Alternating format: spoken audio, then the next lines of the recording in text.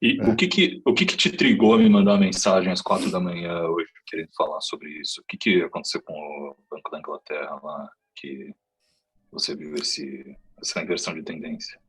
Então, lá na Inglaterra, quando teve a chacoalhada grande, o pessoal falou muito da nova primeira-ministra, né? E daí eu fui ver e me surpreendi. Assim, a minha formação é de moeda, então assim, quando o cara gosta de moeda, o que ele vai ver são os números da economia. E quais números? Número de fluxo. Então, balança comercial e balança de pagamentos, né? Balança comercial nesse país é talvez a conta mais importante. A balança comercial inglesa, eu até mandei para vocês, não sei se vocês conseguem botar Opa, na vamos lá. tela. Sim. É o Então, a balança gráfico comercial azul, é o gráfico escuro ou clarinho? é um escuro que tipo sai de 150 positivo, é um Vamos meio lá. preto assim, eu acho, que Vamos lá, deixa eu... ele sai de 150 e vai para menos 100. Então, basicamente, ela era superavitária. Então aí. Olha lá que loucura. É. Então, assim, isso aí é a balança. Isso aí, balança comercial inglesa. Uhum. O que está dizendo? Então, assim, o país era net exportador, 40, eu vou chutar que é 40 bilhões de dólares, e agora virou net importador. Eu não sei dizer exatamente por quê, né? Isso aí, eu não sou especialista em economia inglesa, mas eu consigo ver os números, né? Então, essa é uma mudança. Então, assim, aqui a gente conhece bem. Quando o Brasil tem um problema nos termos de troca, ou seja, o que é isso? Quando o petróleo sobe e fica super caro, e quando a soja fica super barata, seria uma piora nos termos de troca, a balança sofre. Então a gente fica falando sempre no Brasil, putz, a gente precisa de superávit, superávit. Todo país precisa de superávit, toda moeda precisa de superávit para que o fluxo de entrada seja maior do que o de saída. Porque se não for, a moeda tem que perder poder de compra, porque você está usando mais para comprar a moeda dos outros.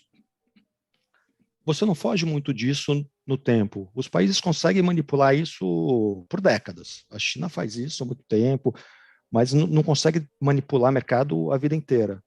Então, E o que que quebrou aí? eu acho que são alguns fenômenos. Primeiro, eu acho que o estímulo monetário americano foi exagerado. Então, as economias, eu acho que elas já deviam ter começado a desaquecer antes, e eles continuaram. Eu acho que aí teve a questão dos combustíveis, que imagino que na Inglaterra seja importante, e daí veio a guerra, né?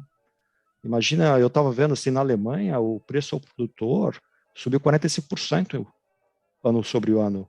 Cara, uma indústria que uma indústria importante, né, central na Europa, você ter preço ao produtor, que é aquele energia elétrica, das grandes contas, tão grande. Ou seja, o que a gente está vendo é uma desorganização das economias. E a Isso aqui, Inglaterra, só, fala, desculpa, o que a gente está vendo aqui é que então houve um aumento na importação. Eles não estão mais isso. exportando, estão importando. Ao meu ver, eu estou vendo hoarding de recursos, de coisas escassas, trocando por papelzinho colorido. Ou seja, isso é o que eu enxergo aqui nesse. Se você me diz que é isso, a mudança é. Antes eles exportavam, ou seja, consumiam matéria-prima, industrializavam, né, tinham produto e exportavam isso. Agora eles não estão. Estão optando por segurar esses recursos e não trocar por papelzinho colorido. Não Não, sei. aí é papel assim, o que é isso? Vamos dizer que eu faço soja e o outro cara faz iPhone.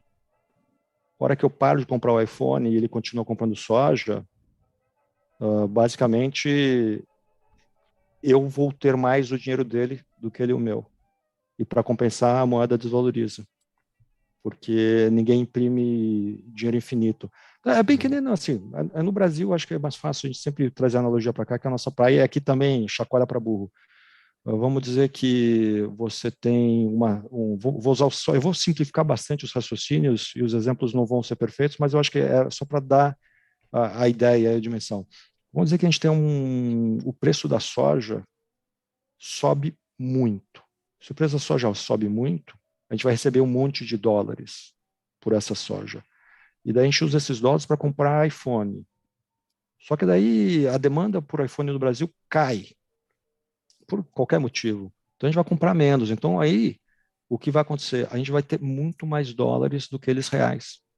Então a nossa moeda vai apreciar. Então é isso. São os termos de troca, é a paridade, é o real contra o dólar.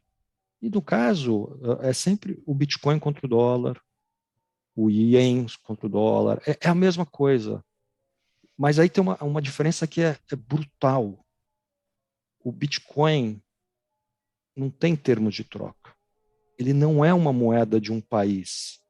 Não tem nada que aconteça no planeta Bitcoin que Não vai... tem risco de contraparte.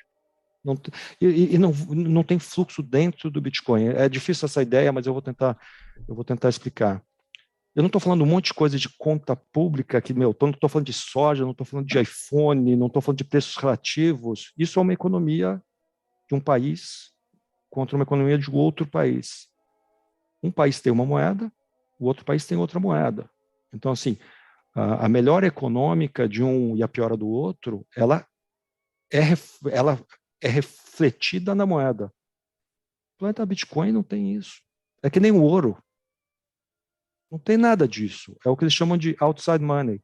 Ele não está no balanço de pagamento. Ele não serve. Vamos dizer o seguinte: alguém. Não tem nada que afete a demanda e oferta. Não tem distorção da economia real. Não tem uma distorção de entidade centralizadora. Exatamente, não tem. Ele não serve para isso. Então, assim, a gente fica muito na dimensão de o cara não imprime, que é aquela primeira dimensão da inflação local. E a gente nunca fala da dimensão de paridade. E as paridades, elas são super afetadas com o deslocamento das economias.